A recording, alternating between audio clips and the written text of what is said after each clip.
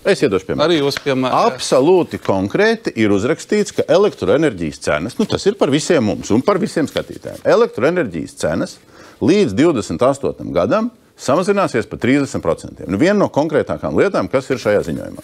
Jaunu uzņēmumiem, vecu uzņēmumiem, zinātniekiem, valsts pārvaldē, visiem par 30%. Pret kādu cenu 30% mīnusā?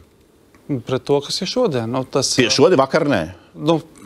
Pret kuru cenu? Nē, es jautāju konkrētus parametrus. Es gribu zināt, es kā pilsonis gribu zināt.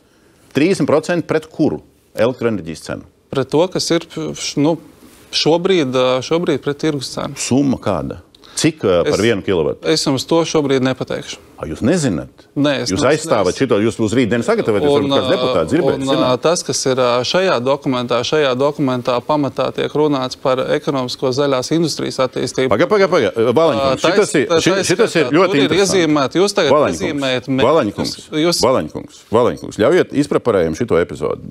Nāvīgi interesanti attiecās pilnīgi uz visiem, uz lieliem biznesiem un uz maziem cilvēkiem, bagātiem un nabakiem. Bet jūs viņus savādāk preparējat, nekā tur ir ierakstīti. Tur ir uzrakstīts mīnus 30% līdz 28. gadam. Citē precīzi. Tieši tā. Jā. Es jums jautāju, pret kuru cenu. Jūs nevarat pateikt. Es jums mēģināšu teikt priekšā.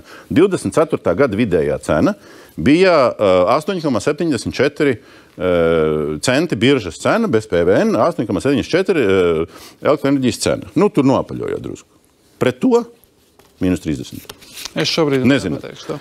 Ejam tālāk. Tātad, ja noņem nost 30%, tad šī cena iznāk mazāka 28. gadā nekā jūsu ZZS biedra Meļņa stratēģijas projektā ir paredzēts 30. gadā.